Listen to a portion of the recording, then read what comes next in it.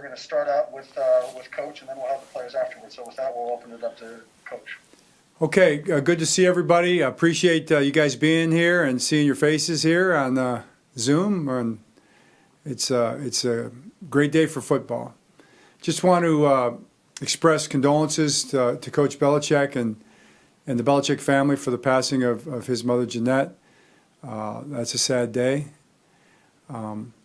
Also, I want to express congratulations to the Big Ten for setting their football programs free and allowing them to play football finally. Great decision, and it's going to be fun to watch Big Ten football very shortly. Appreciated my brother's statement. He said, stay positive, test negative, play football. Now, I will point out that we've had that T-shirt from day one. You guys have seen our T-shirt, right? Stay positive, test negative, play like a Raven. So, yeah, we're hand in hand on that one. That's a good one. So, what questions do you have?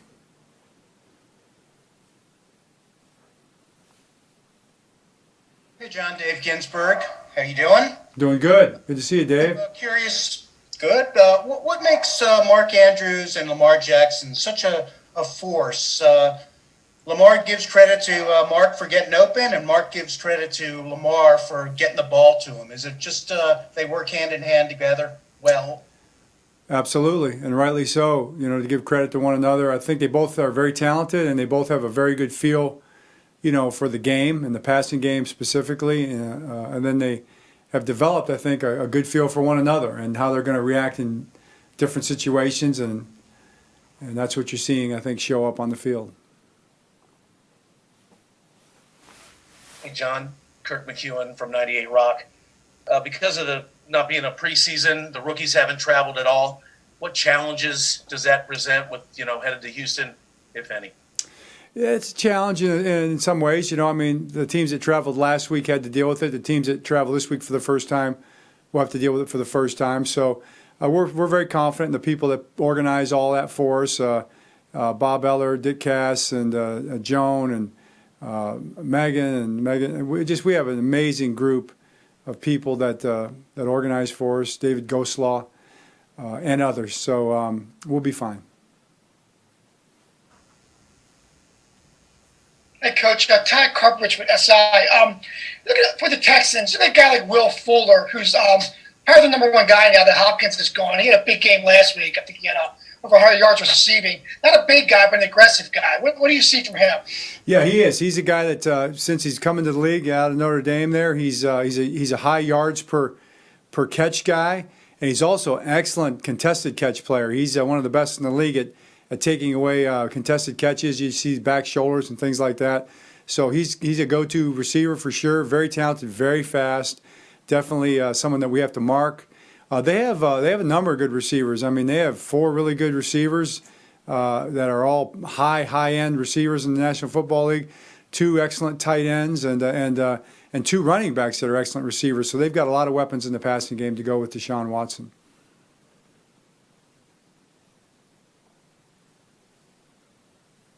Hey, John, there's been some talk. We see you guys protect from the practice squad every week, the 4 slots on the transaction wire. I'm sure you're not going to give up your strategy, but how difficult are those decisions, and especially for the long keeping a long snapper protected? Is that more of just such a specialized role, and you want to have some insurance in case something happens late in the week? Right.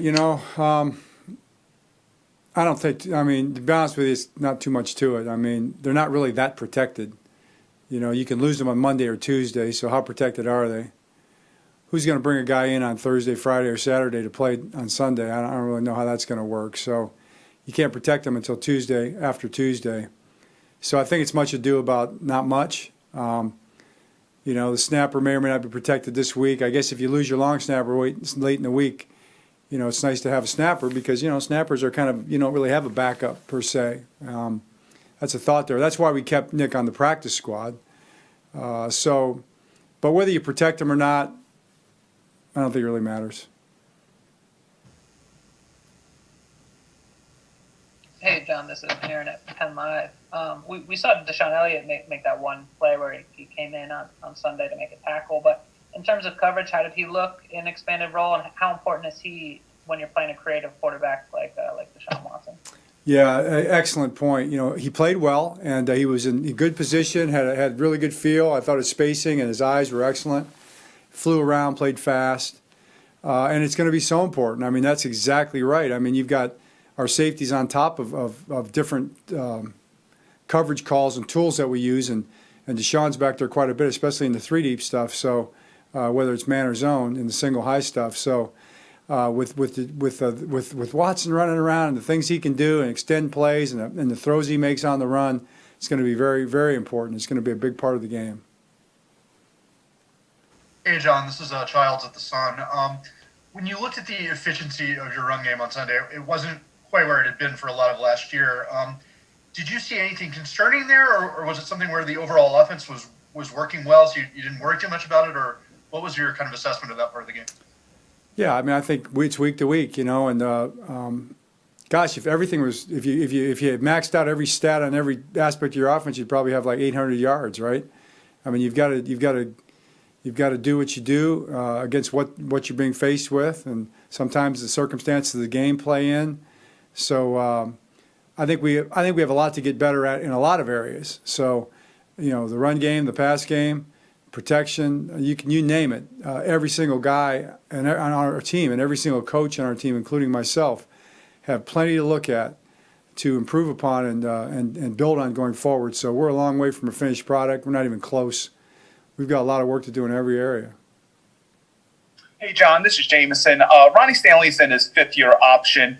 How has he dealt with kind of the business side and not making that really a distraction and not really affecting his play at all?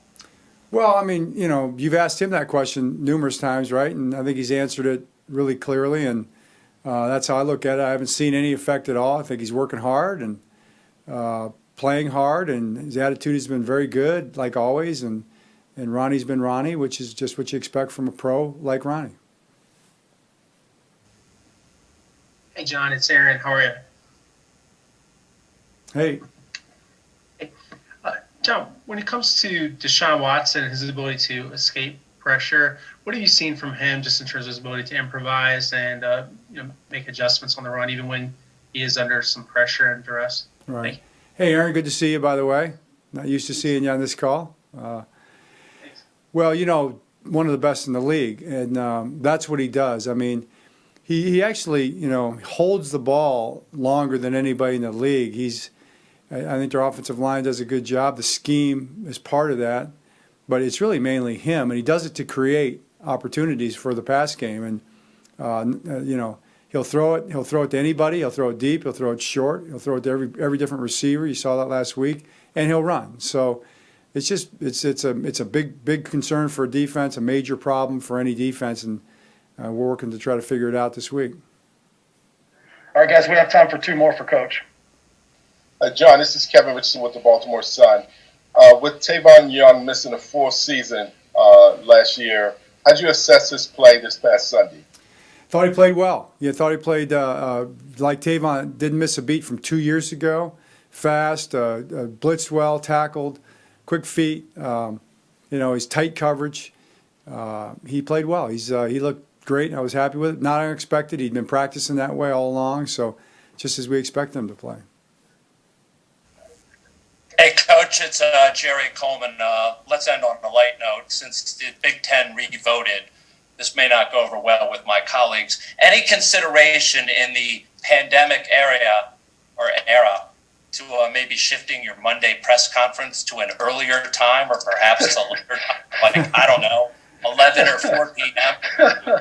Well, I understand that this has been a major problem for you, Jerry, personally, and I don't know if any of the other guys would share the same problem, but you know what I've been told, and I think you've actually expressed this, is that this time, you know, on Monday falls right squarely in the middle of your nap time, your afternoon nap, right? So, what are we gonna? I see it's a major issue here. Maybe we can talk to the other media guys and see if they're having similar issues with their afternoon nap time.